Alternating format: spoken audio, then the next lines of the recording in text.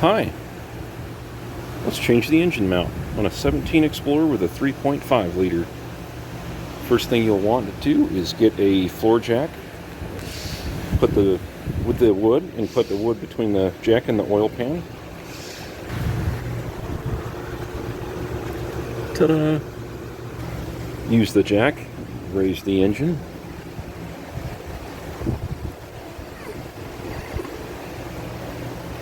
Get the weight off of the mount. Next, you're going to want to gain access to the nuts and bolts for the mount, and removing this engine cover is going to aid in that.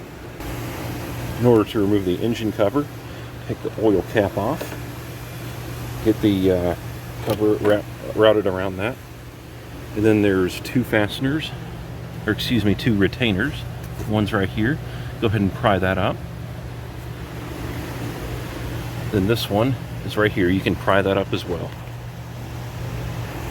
I chose to just take this one out and push this out of the way. This is the tool I used to pry that up. The center part of the pin slides up, and then this comes right out. Okay, so once again with the engine supported with a jack, go ahead and remove your hardware.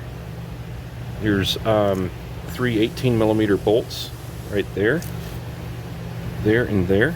And then there's 15mm, I believe, nuts. 4 of them. Right there, there, and there.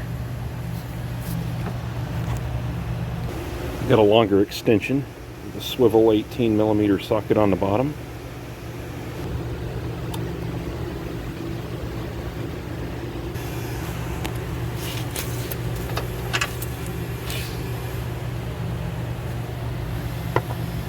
Okay, there's those 3. Next are the nuts. These nuts right here. Okay, these studs are pretty long. The ones for the engine mount. So what I ended up doing is getting the longest 15mm I had. With this, I put the socket on and put the swivel on as far as I could, and that was enough to rip the nut. It was probably about that far down on it.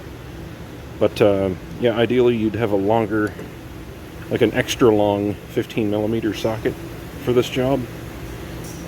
Let me get the nut out. That's difficult to get to by the hose, and tell you if that works as well for this.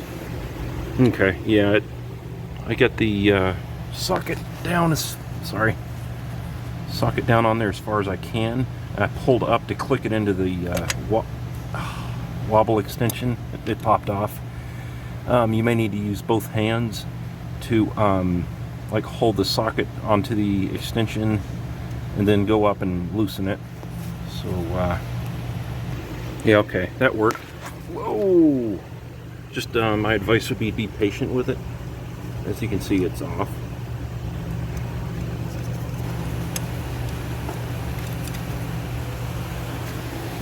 And do make sure that the engine is extremely hot. That way you burn yourself on everything. Do be mindful when you take the last nut off. The engine's going to shift. Double check that your jack is supporting the engine properly.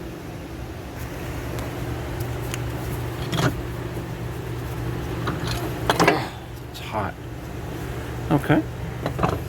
Looks like I'm going to need to take some stuff out of the way to get the mount out. Possibly. Yeah. I'm going to take this off of here. Just a little retainer.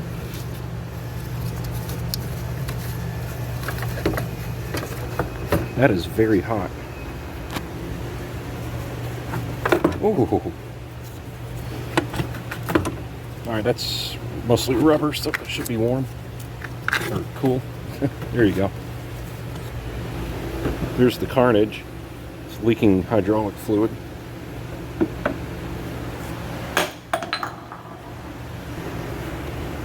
Okay. I do have the engine jacked up a little more to try to get that about level with the frame rail. I'm going to go through and clean the hydraulic fluid off of here, And I recommend that you get yourself inverted Torx sockets and go through and make sure these are all flush with the front cover. These studs right here, if they backed out, that's not good. Make sure you snug them up first.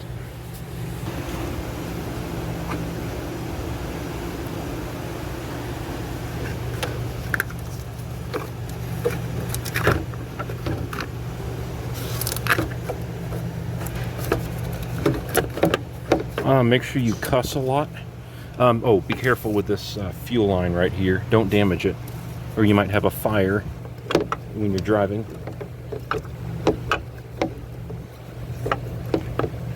Okay. Looks like I'm stuck on the harness. No problem. Just gonna lift up on the back.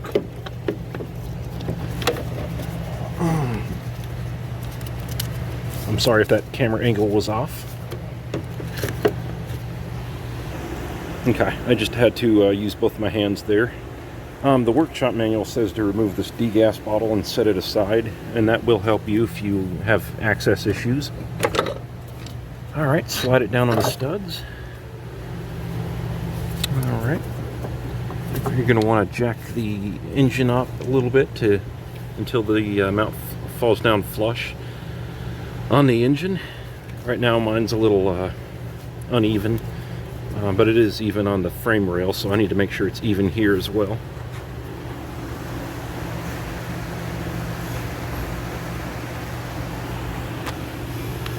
Alright, that feels about right. Well, I could go up a little more. I'm going to do that.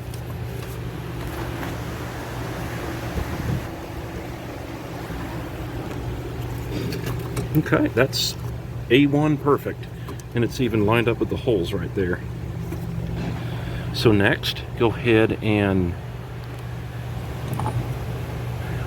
you're supposed to replace all these bolts and nuts according to the shop manual, but if you don't want to do that, I recommend putting new Loctite on the bolts. If the bolts are rusty, you replace them. Just be safe about it.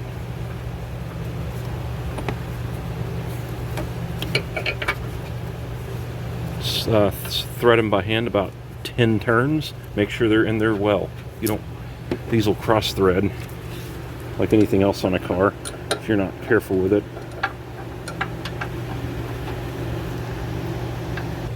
Getting my nuts started. 1, 2. I'm going to fast forward you. The torque spec for the 18mm bolts is 64 foot-pounds, and then the nuts are 46 foot-pounds.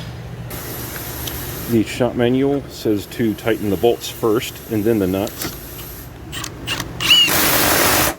Click. Whoa. No. I'm going to go back through and torque those by hand, by the way.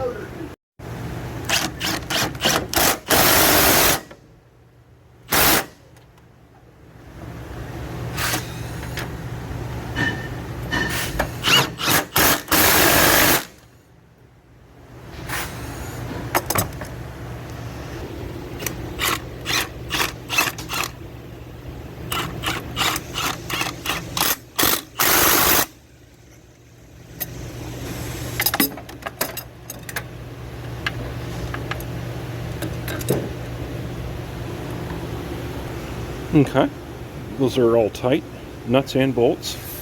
Going to go back through the torque wrench. I don't want this mount falling off. I need to do this properly. And once again, get the deepest 15mm socket you can find in your toolbox. Especially if you're trying to tighten them up and it just spins because it's not long enough. Once the nuts and bolts are tight, you can go ahead and release the jack. Keep an eye on the engine. Make sure everything looks good.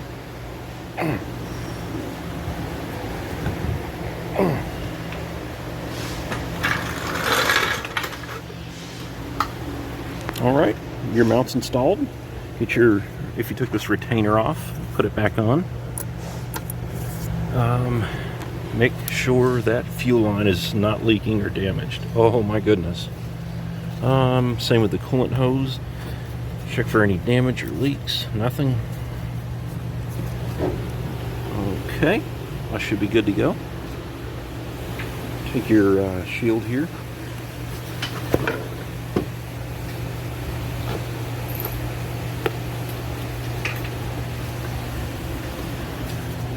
Put it back in position. There's the hole. Get it in about the right spot. And then get your retainer. I'm going to pull that out a little bit. Slide it in. Put it in. There we go. All right. Push down when it's in the hole. Oil cap. Do make sure that you put that on with the letters right side up like that, or you won't be able to sleep at night. You're done. Please subscribe for a lot more videos like this. I do a little bit of everything. Have a great day and good luck to you on your job.